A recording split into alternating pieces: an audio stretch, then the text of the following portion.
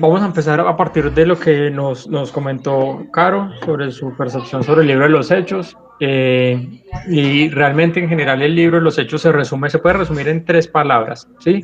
La primera es la ascensión, la segunda es el descenso y la tercera es la expansión. La ascensión de Jesucristo, el descenso del Espíritu Santo y la expansión del Evangelio. Esas son las 3 palabras en las que se resumen el libro de los Hechos. Obviamente todo motivado y potenciado por el Espíritu Santo, y encontramos unos personajes que hacen pues obviamente protagonismo, como lo son Pedro y como lo son Pablo. Listo. Habíamos hasta ayer, hasta el capítulo 9, versículo, ya estamos en el capítulo 9, para los que acaban de ingresar. Habíamos visto la carta de presentación de Saulo, ¿sí? Este personaje que es un hombre que es considerado como un fariseo, ¿cierto? Un hombre estudiado, conocedor de la escritura, pero un hombre tan apasionado por la defensa de sus creencias el hombre está dispuesto a hacer lo que sea, contra quien sea, por defender su tradición religiosa. A tal punto de que la primera vez que aparece el nombre de Saulo es cuando colocan las ropas de Esteban a sus pies mientras Esteban es apedreado. ¿Listo? Y la Biblia dice que Saulo estuvo a favor de que apedrearan a Esteban. En adelante nos sigue hablando de que Pablo empieza a ser perseguidor de la iglesia y que fue a pedir cartas, ¿cierto? Al concilio, a los reyes, para que le permitieran a él arrestar o sacar a las familias de las casas para llevarlos a la cárcel, estas familias que estaban predicando en el nombre de Jesucristo, o los que eran creyentes en Jesucristo.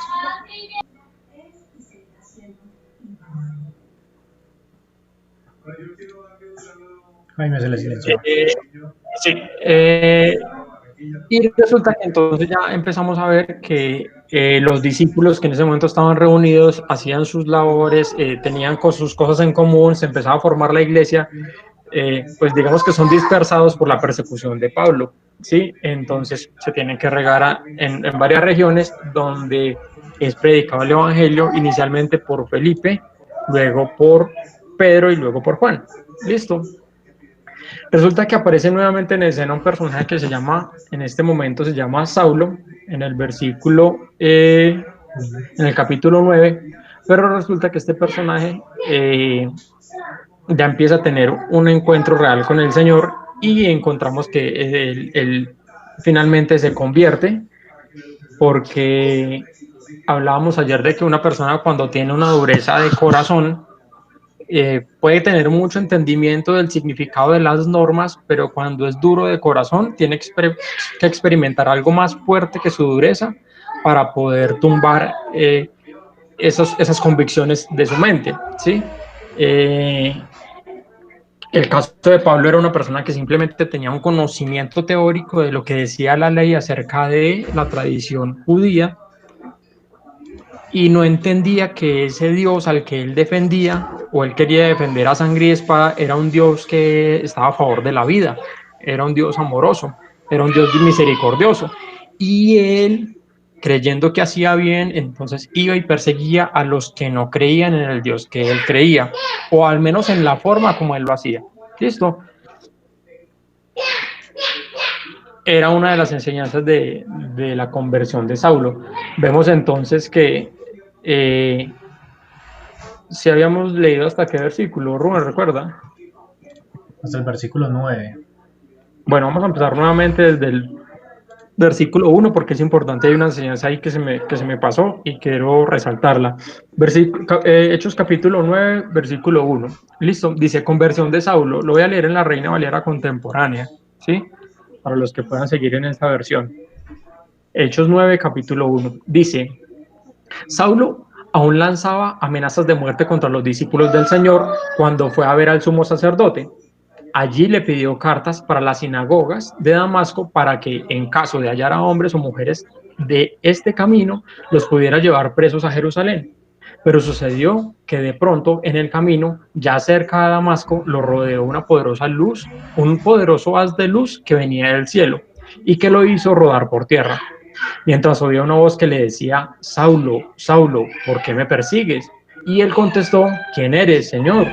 La voz le dijo: yo soy Jesús, a quien tú persigues. Luego le dice: dura cosa te es dar cosas contra el aguijón.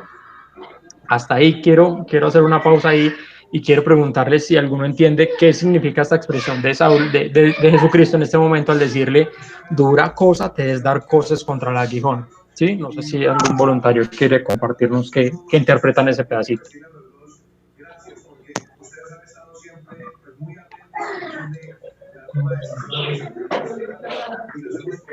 De pronto Angie, Luisa, Laurita, Juan, Dani, Caro.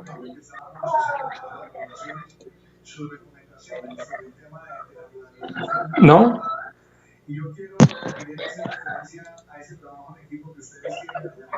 Rubén.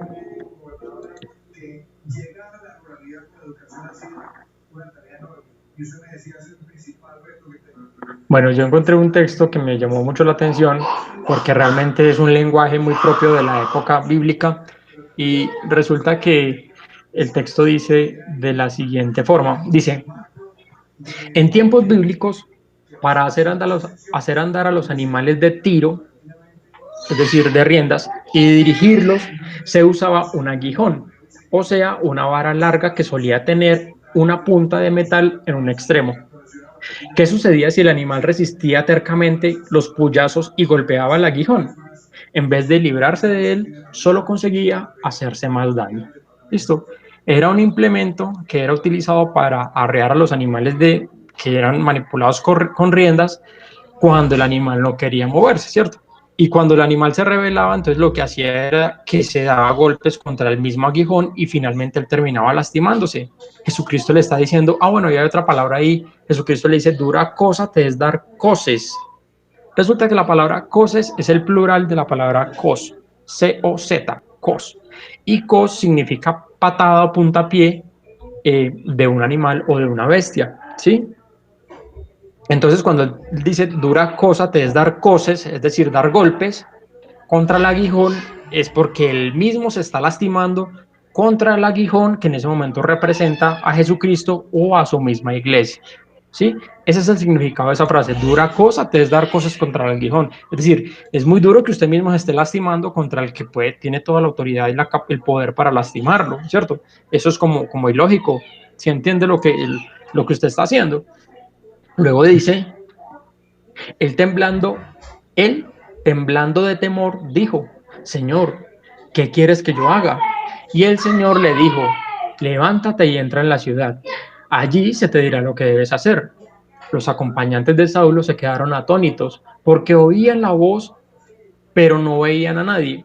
Saulo se levantó y cuando abrió los ojos ya no podía ver. Así que de la mano lo llevaron a Damasco y allí estuvo 3 días sin poder ver y tampoco comió ni bebió nada. Entonces, miremos que la conversión de Saulo es prácticamente inmediata, o al menos en ese momento de una manera inmediata reconoció que el que le hablaba era el Dios al mismo en el que él creía, pero ya reconoció, ya lo conectó con Jesucristo, ¿sí? Y le dice: Señor, ¿qué quieres que yo haga? En un momento está persiguiendo a los seguidores de Jesucristo y en otro momento está diciéndole: Señor, ¿qué quieres que yo haga? Simplemente con escuchar una voz, simplemente con una señal sobrenatural, simplemente con haber caído y escuchado la voz del Señor. Este tipo de conversiones son eventos conocidos como sucesos, ¿sí? A veces, como les decía, creo que ayer, la gente a veces dice: ¿por qué Dios no se me aparece? Si Dios realmente quiere que yo lo conozca, no se me aparece y hace algo sobrenatural y ya no deja de mandarme gente a que me hable de su palabra, gente en la que yo no confío, ¿cierto? Y de un libro en el cual tampoco confío porque creo que lo escribieron hombres igual de imperfectos que yo. Y Dios efectivamente puede obrar de una manera sobrenatural por medio de sucesos, pero normalmente obra por medio de procesos. Pareciera que el caso de Saulo es un suceso, pero ya sabemos que Pablo era un conocedor de las Escrituras y que en ese momento simplemente hizo clic, entendió realmente el significado de todo lo que él creía y entendió que Jesucristo era la razón de ser de todo el conocimiento que él tenía en su cabeza. y pudo asociar en ese momento su creencia, su fe y las escrituras con ese Dios que le hablaba desde lo invisible, que en ese momento hizo que su voz, que su visión quedara nula, ¿sí? Y Pablo le dice, ¿qué quieres que yo haga? Señor, ya le dice Señor.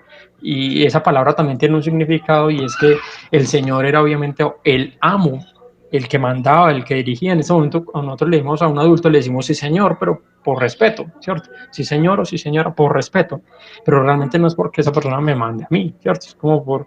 Pero el significado de señor en el contexto realmente era el señor, el que manda. Está el señor y el esclavo, ¿cierto?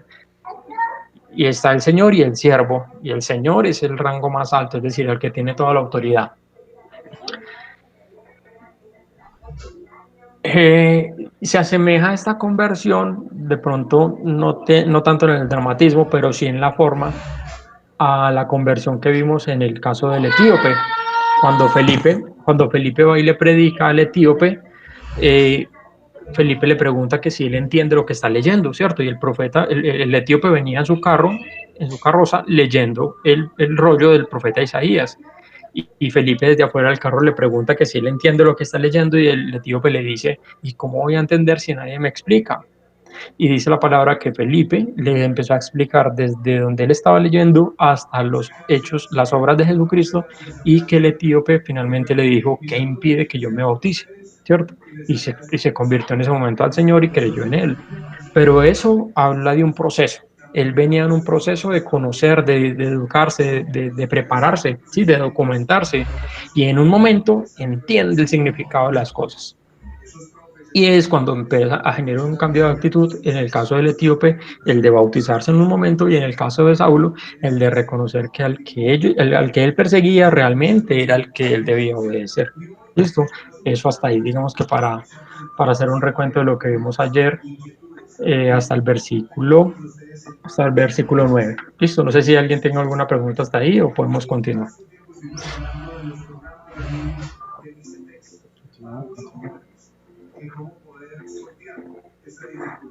Bien, Angie, vamos bien. Caro, de pronto, no, todo bien. Luisa, Juan. Bien, va todo bien. Listo. Empezamos el versículo 10 del capítulo 9. Dice así. Ya vimos que el Señor le dice a Saulo que vaya a Damasco y que allá le dará unas instrucciones. Luego dice, en Damasco había un discípulo llamado Ananías, que había tenido una visión en la que el Señor lo llamaba por su nombre. Ananías había respondido, heme aquí, Señor. El Señor le dijo, levántate y ve a la calle llamada Derecha. Allí, en la casa de Judas, busca a un hombre llamado Saulo, que es de Tarso y está orando. Saulo ha tenido una visión en la que vio a un hombre llamado Ananías, vio que un hombre llamado Ananías entraba y le imponía las manos, con lo que le hacía recobrar la vista. Ananías respondió, pero Señor, he sabido que este hombre ha tratado muy mal a tus santos en Jerusalén. También sé que los principales sacerdotes le han dado autoridad para prender a todos los que invocan tu nombre. Y el Señor le dijo, ve allá, porque Él es para mí instrumento escogido. Él va a llevar mi nombre a las naciones, a los reyes y a los hijos de Israel. Yo le voy a mostrar todo lo que tiene que sufrir por causa de mi nombre. Ananías fue y una vez dentro de la casa le impuso las manos y le dijo, hermano Saulo, el Señor Jesús, que se te apareció en el camino por donde venías, me ha enviado para que recobres la vista y seas lleno del Espíritu Santo. Al momento, de los ojos de Saulo cayó algo que parecían escamas, y éste recibió la vista. Luego que se levantó, fue bautizado, y después de comer, recobró las fuerzas, y durante algunos días se quedó con los discípulos que estaban en Damasco. ¿Listo? Hasta el versículo 19, vamos hasta ahí. Ahí vemos varias cosas en este pasaje. Primero, estamos viendo que la obra de Dios perfectamente puede obrar solo, ¿cierto? Vemos que no tuvo ningún inconveniente para detener a Saulo en su camino, y simplemente se le apareció, lo envolvió en un viento de arena, y simplemente dice que lo hizo caer de su caballo, creo que en otras versiones, y habló con él directamente. Es una capacidad que Dios tiene, pero vemos que también se agrada en usar personas para hacer su obra. Aquí vemos que en este caso utilizó a Ananías para que orara por Saulo y que le recobrara la vista, ¿cierto? Normalmente la respuesta de Dios ante una necesidad de su pueblo son más personas, ¿sí? La necesidad del pueblo de Israel ante la esclavitud fue Moisés, ¿cierto? La necesidad de nosotros para la salvación fue otra persona. Dios puede obrar perfectamente y hacer sus cosas sobrenaturales, tiene el poder para hacerlo, pero normalmente envía a otras personas, ¿cierto? Eh, Envió sus profetas a avisarle al pueblo de Israel durante muchos años de que si no enderezaban su camino, pues iban a sufrir las consecuencias. Y perfectamente pudo habérsele aparecido a todo el pueblo y hacer una manifestación sobrenatural y todo el pueblo seguramente se hubiera convertido, creería uno, pero Dios prefiere usar personas para probar la fe de las personas por medio de su palabra, ¿sí? Hay un versículo que dice que algunos retienen más de lo que les es debido, ¿cierto? Que las bendiciones de otros están coartadas porque algunos están reteniendo o reteniendo más de lo que les es debido, ¿cierto? Y esto habla de que realmente Dios bendice a otras personas por medio de lo que me da a mí, ¿sí? Y a veces cuando yo retengo más de lo que me es debido, entonces corto la bendición de otra persona, ¿sí? Y la otra persona esperando porque Dios no me bendice y realmente hay alguien que está reteniendo más de lo que le es permitido según la palabra de Dios. Y de muchas formas obra Dios por medio de otras personas para que, primero, a la persona que usa es una persona que se va a afianzar más al momento de ser un instrumento de Dios, ¿sí? Y segundo, va a servir para que esa persona que tiene esa necesidad se convenza aún más de que Dios obró por medio de esa persona y que Dios tuvo misericordia de él. Entonces genera primero un vínculo, estrecha los lazos entre las personas porque se sirven mutuamente y segundo, las afianza en Dios para que crean que Dios es el que obró sobre ellos en estas situaciones. Listo, cuando él perfectamente pudiera haberlo hecho solo y de una manera sobrenatural. Y lo segundo que veo allí dice, Jesucristo le dice a Ananías que, bueno, Ananías le dice que tiene miedo, pues porque Saulo era uno de los personajes que estaba persiguiendo a la iglesia, que los estaba arrestando y que incluso matando, y el Señor le dice, el Señor, versículo 18, versículo 17, Ananías fue, ve allá, dice el versículo 15, y el Señor le dijo, ve allá, porque Él es para mí un instrumento escogido. Él va a llevar mi nombre a las naciones, a los reyes y a los hijos de Israel. Yo le voy a mostrar todo lo que tienen que sufrir por causa de mi nombre. Y es así que es una enseñanza bien importante en este pasaje. Y es que resulta que, como pues todos hemos escuchado, que existen muchas sectas que de pronto utilizan el evangelio con fines lucrativos, ¿cierto? Con fines de someter a la gente, con fines de abusar de la generosidad y la ingenuidad de muchas personas. Entonces, les ofrecen todos los beneficios que Dios ofrece cuando una persona cumple sus promesas y sus mandamientos, ¿sí? Y les dicen que Dios les va a proveer, que les va a dar viajes, casas, parejas y salud y una cantidad de cosas para atraer a la gente. Y obviamente eso al oído de las personas les agrada, ¿cierto? Cuando no tienen mucho conocimiento dicen en esa religión es algo bueno, ¿cierto? Y yo creo porque es que Dios tiene el poder para hacer todo eso. Dios tiene el poder para bendecirme, para sanarme, para traerme una pareja, para mandarme de viaje, para enriquecerme, para hacer todo eso. Y si bien tiene todo el poder para hacer eso, no es el principal propósito de Dios al momento de que nosotros conozcamos de Él, ¿sí? Y Jesucristo le dice a Ananías, yo le mostraré a Pablo todo lo que tiene que sufrir por causa de mi nombre.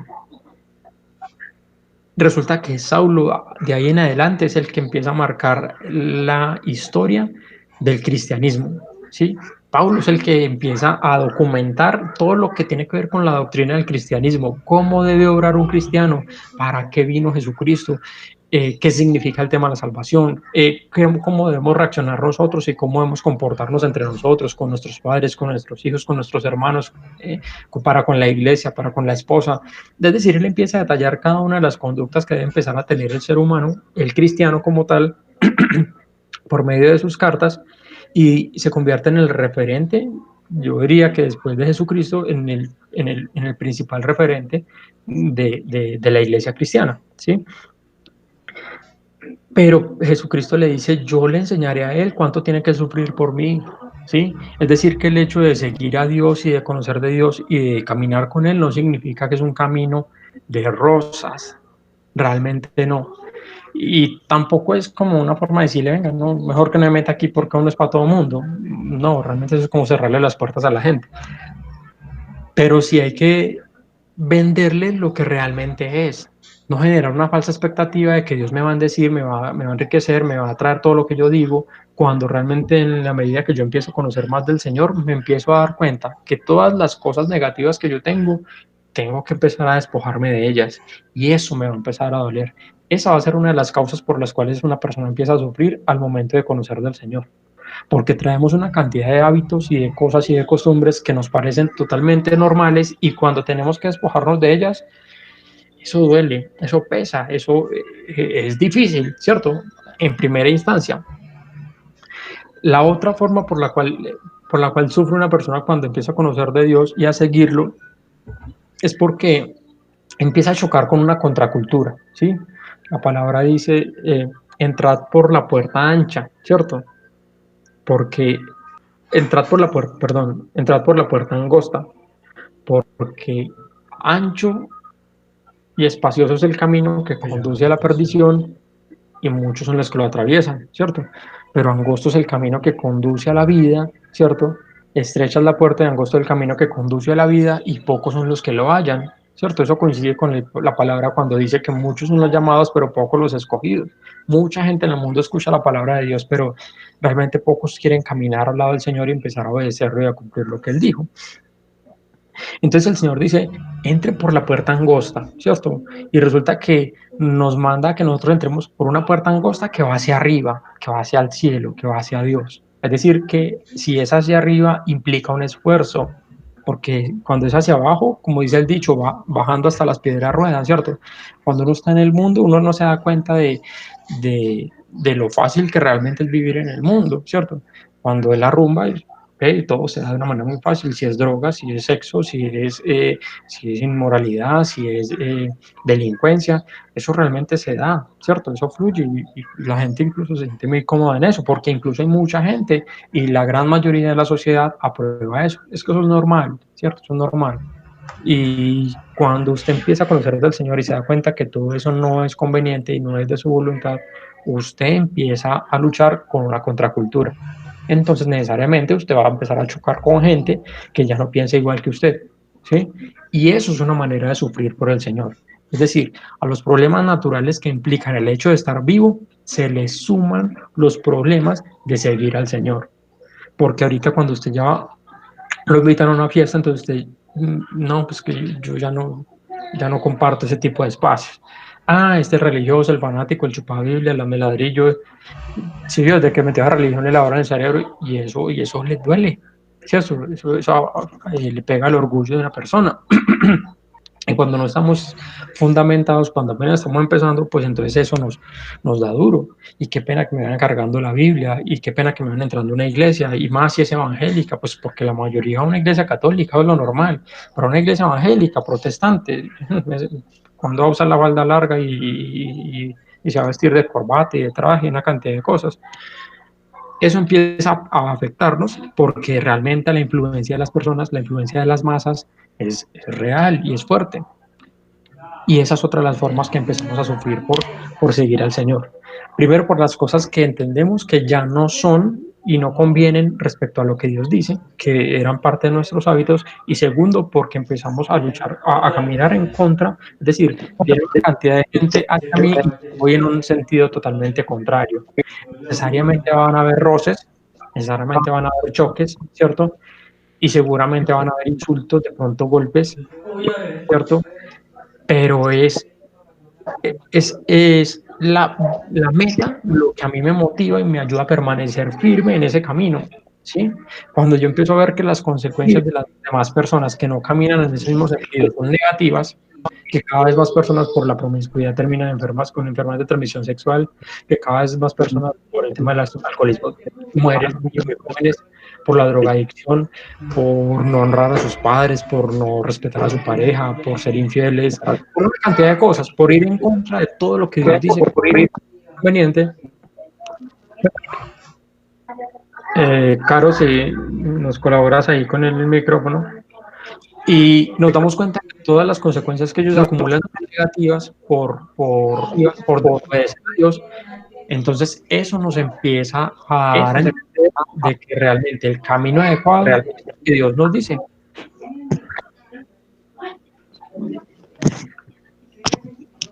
Caro, ¿tienes forma de silenciar el micrófono?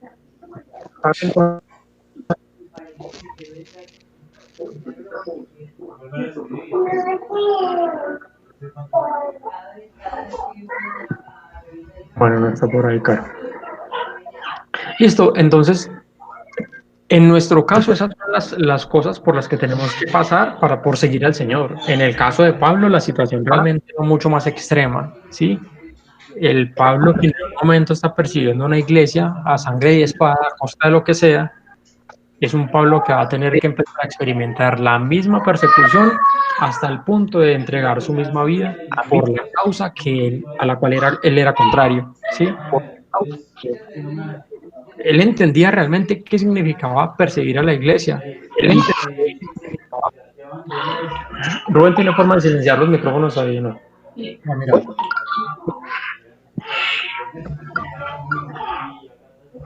Se quedó pegado, dice Oscar. Se quedó pegado, dice Oscar.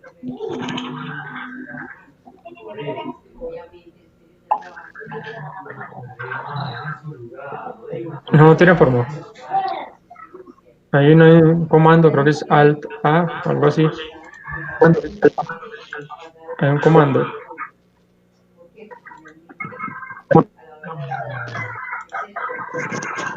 Bueno, ya me dice que se le quedó pegado, que no lo deja silenciar.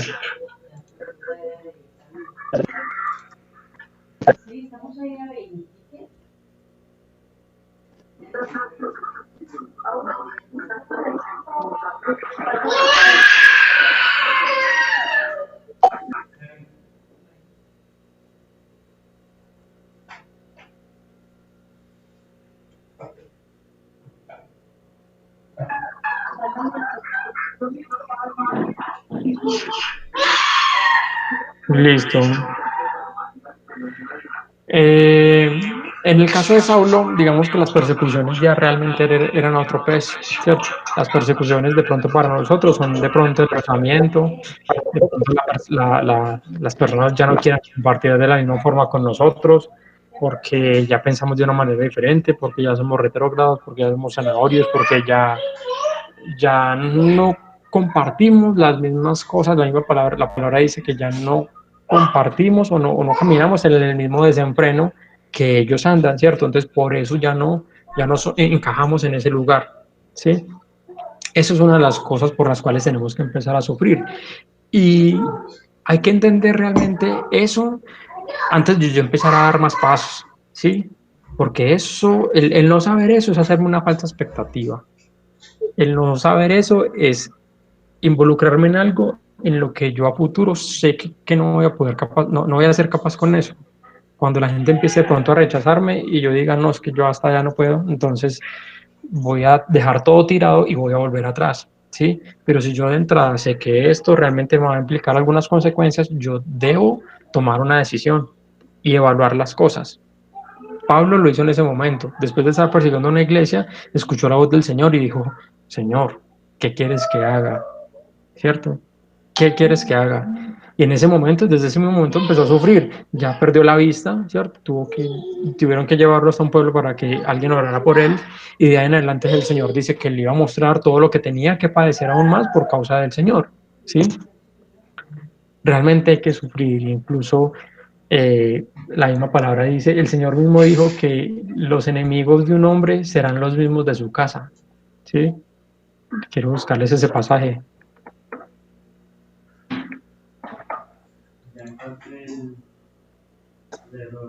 Está en Mateo 10:36.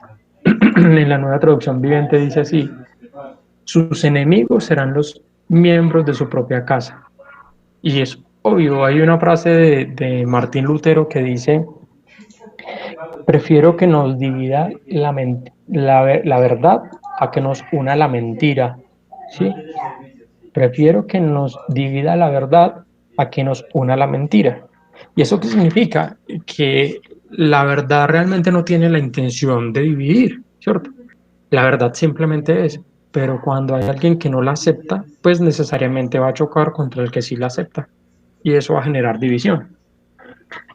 Es realmente más progresista el hecho de yo aceptar al otro sin ningún problema porque él tiene una creencia totalmente contraria, incluso apoyarlo a que persevere en sus creencias, ¿cierto?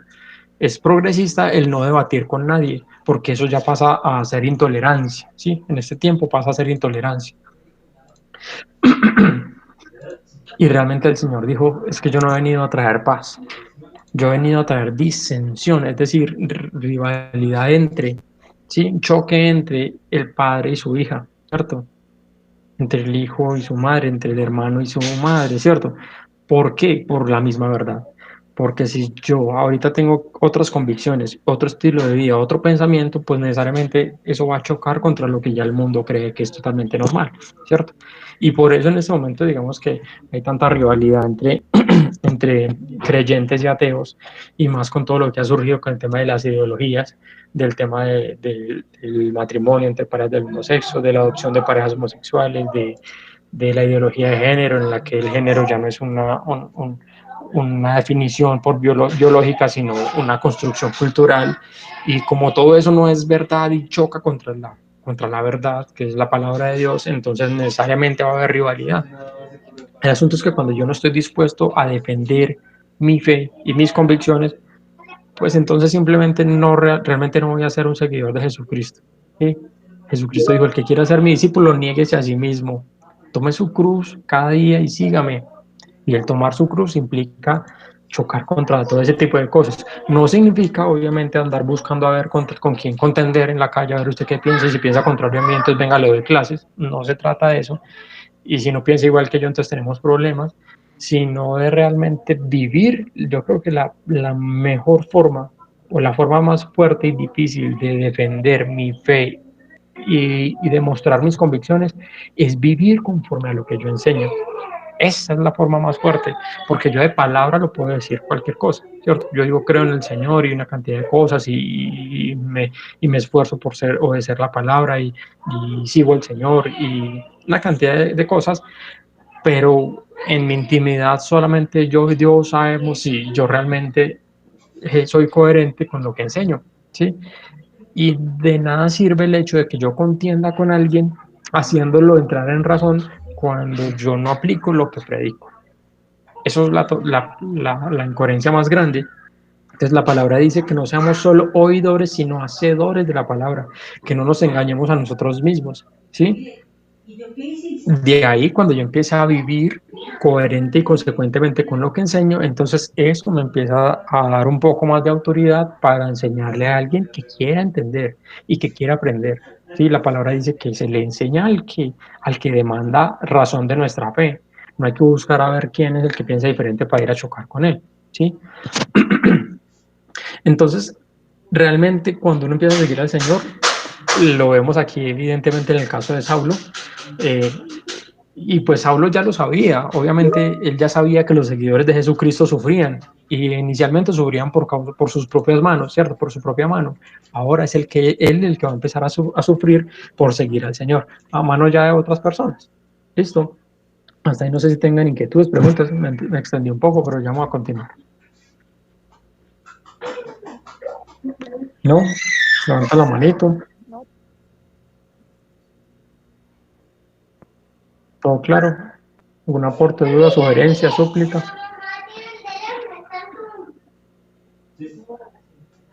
Bueno, vamos a continuar. El versículo 20. De aquí en adelante empezamos a ver el recorrido de Saulo por diferentes regiones,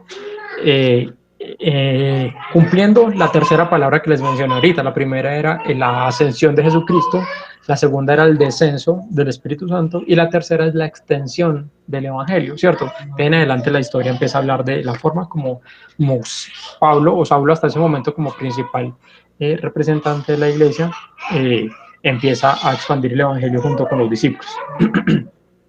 Dice el versículo 20 así: Saulo predica en Damasco.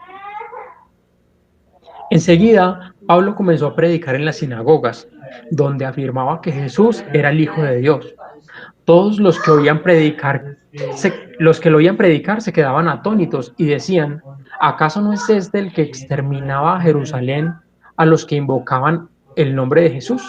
En Jerusalén, a los que predicaban el nombre de Jesús. ¿No es verdad que vino acá para aprenderlos y llevarlos ante los principales sacerdotes? Pero Saulo iba cobrando más fuerza y confundía a los judíos que vivían en Damasco al demostrarles que Jesús era el Cristo. Dos cosas ahí ya bien puntuales en este pedazo, en este pasaje. Inmediatamente después de que Saulo se convierte, empieza a predicar, ¿sí? Pero porque Saulo ya tiene un conocimiento. Ya después de conocer al Señor, gana o cobra convicción, ¿sí? La palabra lo llama como denuedo, ¿sí? Es falta de temor para enseñar la palabra, ¿sí? Y que solo la da el Espíritu. Pero Pablo, inmediatamente después de que entiende el significado, de que tiene un encuentro con el Señor, entonces eso lo lleva a enseñar y predicar en el nombre de Jesucristo, incluso a los mismos que antes estaban del lado de él, ¿cierto? Para perseguir a la iglesia. Eso es un efecto. Eso es un efecto. Ayer hablábamos de la percepción errónea que teníamos de la reacción de la gente. Clau, por favor. De la reacción de la gente ante la palabra de Dios. Una cosa es la reacción, que es intención de la persona, y otra cosa es el efecto que genera la palabra o el encuentro con Jesucristo en una persona, ¿sí? Yo asemejo esto mucho al tema de la madurez y la experiencia. La madurez y la experiencia no son una decisión, ¿cierto? Son un proceso y se ganan a medida que uno va experimentando y va avanzando y va creciendo. Uno no puede amanecer un día y decidir, hoy, a partir de hoy voy a ser maduro o a partir de hoy voy a ser experimentado. Lo mismo pasa con el Señor. A partir de hoy yo voy a ser totalmente entregado y ungido y lleno del Espíritu Santo. Esa no es una decisión del ser humano. Eso es una decisión que Dios se reserva con cada persona. ¿En qué? En la medida que la persona va creciendo y Dios llega un momento en el que se revela a su vida, le hace entender el significado de la muerte de Jesucristo en la cruz, y esa persona tiene un cambio, tiene un reflejo como reacción a ese encuentro con el Señor, ¿sí? No hay que forzar las cosas, simplemente hay que perseverar en el camino. Y me hace recordar de un cuento que es acerca de un personaje que llevó su vehículo al mecánico porque tenía un ruidito pequeñito. Y entonces, pues el vehículo estaba bien, externamente se veía muy bien y solo tenía un ruidito por allá muy adentro, entonces lo llevó al mecánico y resulta que al otro día fue a mirar cómo iba su carro y el carro estaba totalmente desarmado. Y este personaje pues obviamente se asombra y dice, pero es que yo lo traje mejor de lo que usted tiene ahorita, solo era un ruidito, ¿por qué tuvo que desarmarlo tanto? Y el mecánico le dice que tuvo que quitar una cantidad de piezas para poder extraer la pieza que estaba defectuosa para que el ruido desapareciera, ¿cierto? Para que el daño desapareciera. Eso mismo sucede en nuestras vidas cuando empezamos a conocer del Señor. Para nosotros pareciera que nuestros defectos o nuestras debilidades son cosas pequeñitas, son mínimas, eso es cultural, es porque todo el mundo lo hace, eso es normal, pero ante los ojos de Dios eso realmente no debería estar en nuestras vidas. Y cuando empezamos a llegar o a caminar en sus caminos, donde Él representa al mecánico, al que nos repara, Él empieza a quitar una cantidad de cosas que no convienen para poder extraer eso que está en nuestras vidas tan arraigado y que para nosotros parece algo tan normal. Que a veces hay ruido por ahí, ¿cierto? A veces de pronto me genera problemas con la pareja, o a veces de pronto me deja por ahí tirado en un andén borracho, ¿cierto? A veces de pronto me hace quedar, amanecer por ahí en un calabozo, pero pues eso es a veces, lo que pasa es que yo soy muy alegre, ¿cierto? Entonces, yo a veces es que suena duro, a veces, pero de resto no, yo lo controlo. Y resulta que el Señor empieza a trabajar en nosotros y empieza a quitar una cantidad de cosas que no convienen para poder extraer eso que no conviene en nosotros. Y eso empieza a doler. Eso empieza a doler. La palabra dice que somos como barros o como vasijas que el Señor tiene que el alfarero tiene que destruir para nuevamente formarlas, para nuevamente formarlas. Y eso duele. En el proceso que Dios nos destruye, empieza a quitar una cantidad de paradigmas y de convicciones de nuestra mente. Eso duele y empieza a transformarnos y seguramente vamos a perder muchas cosas que habremos conseguido de una manera errónea, cosas que incluso consideramos nosotros que habían sido bien ganadas o bien habidas o que habían sido bendiciones de Dios.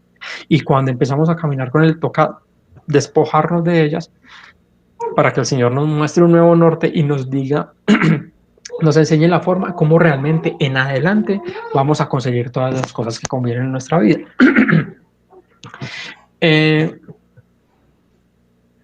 Dos cosas respecto al cuento, a la historia del mecánico.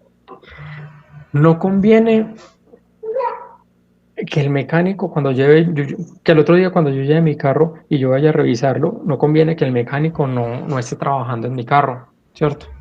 Porque yo necesito mi vehículo como medio de transporte y el mecánico no está haciendo nada por él.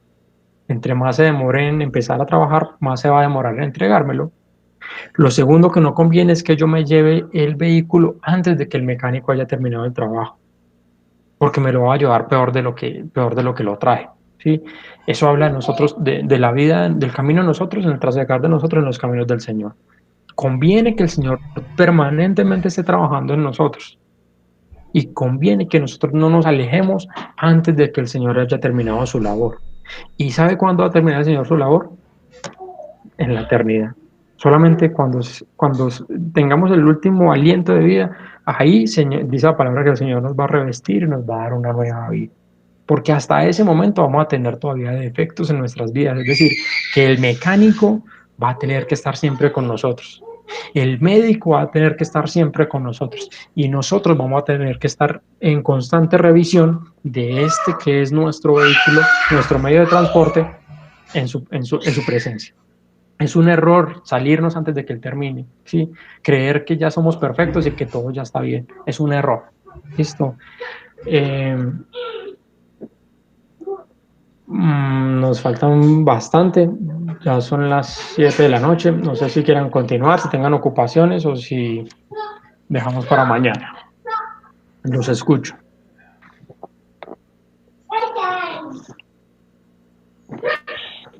Juanda tiene clase de inglés, entonces yo creo que deberían respetar más bien el horario como se mañana. Ok, listo. Igual sí, pero si alguno o la mayoría quiere seguir, podemos grabarlo y le compartimos el video más tarde. Los demás, ¿qué dicen? Yo sí puedo seguir. Ok, Angie, ¿qué dice? Yo también acá, estoy escuchando. Ok, Caro, ¿qué dice?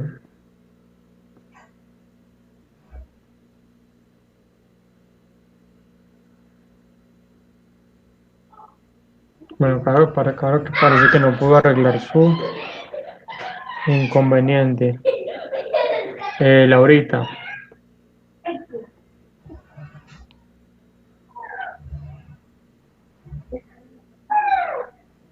Bueno, tampoco está por ahí. Y Rubén. Vale.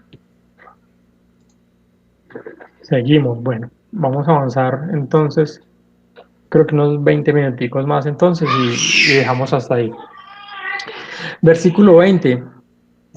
Titula así, Saulo predica en Damasco, ya lo leímos.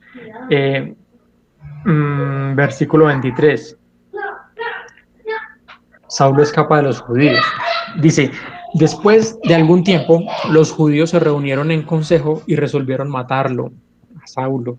Así que día y noche hacían guardia a la entrada de la ciudad para matarlo, pero Pablo se enteró de sus planes y una noche los discípulos lo pusieron dentro de una canasta y lo bajaron por la muralla de la ciudad. Vemos que el mismo Pablo que estaba persiguiendo a la iglesia, ahorita es el perseguido y tienen que valerse de los discípulos para poder escapar. Dice que colgado en una canasta lo bajaron por la muralla de la ciudad para poder huir y que no lo mataran.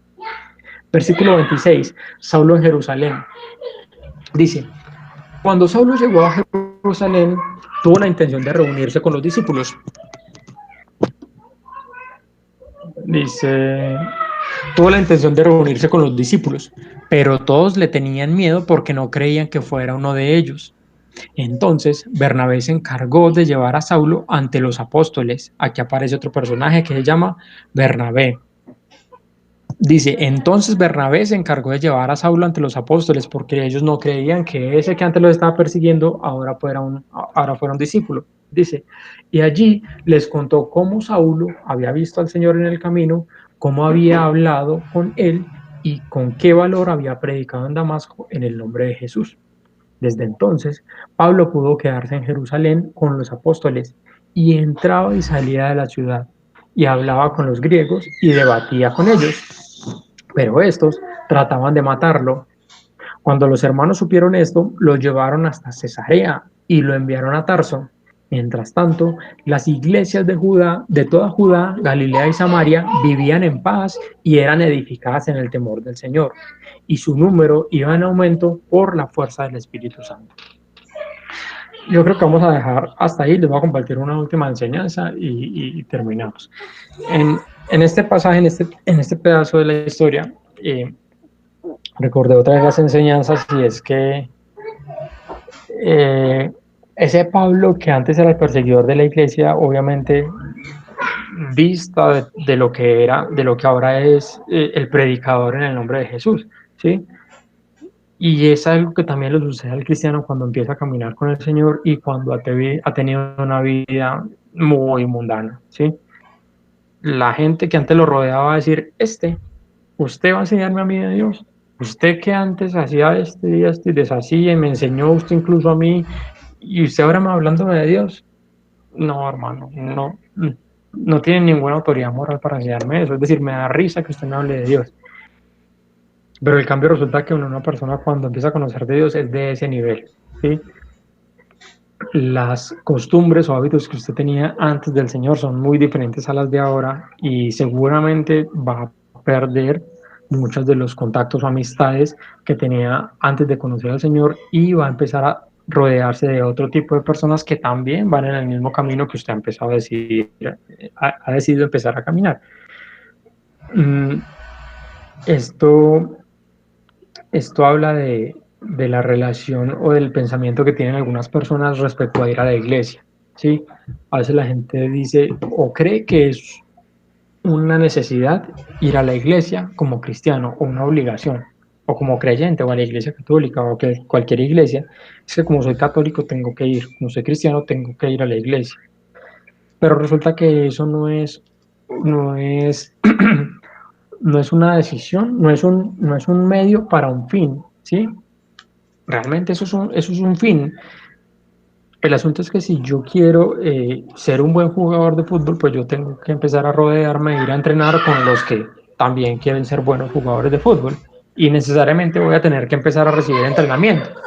Y voy a tener a alguien que me oriente y que me diga, deje de hacer estas cosas y ya no trasnoche, ya no fume, ya no beba y ya no haga una cantidad de cosas porque usted quiere ser un buen futbolista. Entonces tiene que prepararse y cohibirse a muchas cosas. Es una consecuencia el hecho de que usted esté rodeado de esas personas, pero el fin realmente es ser un buen jugador, ¿cierto? Y sobresalir en lo que usted hace. Igual pasa en la iglesia. Es una consecuencia el hecho de que usted esté dentro de la iglesia, pero no es una obligación. Usted va a la iglesia porque quiere rodearse de las personas que caminan el camino por donde usted empezó a caminar, ¿cierto? Y porque no puedo rodearme de otro tipo de personas si yo quiero realmente obtener los resultados que ofrece la palabra de Dios. Entonces, una postura errada es creer que yo tengo que ir a la iglesia por el solo hecho de ser cristiano, o yo tengo que ir a la iglesia por ser católico, o creer en algún tipo de divinidad. Realmente no es una obligación, sino que es una consecuencia, es un medio realmente, ¿sí? Cuando no lo interpreto de esa manera, entonces realmente veo a gente que se siente muy afanada por ir a la iglesia, y cuando no hay iglesias, entonces se acabó mi religión, se acabó mi relación con Dios, o realmente nunca la tuve. Tuve un hábito de frecuentar un sitio, y ahorita que no está el sitio, entonces ya no está mi religión ni mi fe, ¿sí?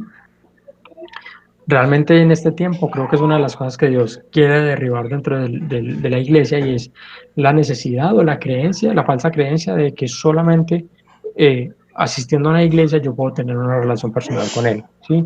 Solamente en un templo, en un culto, en una misa, en una actividad religiosa yo puedo tener una relación con Él, y eso es falso, ¿cierto? La palabra dice que el creador de todo no habita en templos de concreto ni de ladrillo, ¿cierto? Él no habita en templos. Ahorita nosotros somos el nuevo templo en la medida que recibimos el Espíritu Santo, y ahorita cada uno de nosotros debe de establecer una relación personal con Él. ¿Listo? Yo creo que vamos a dejar por ahora hasta ahí.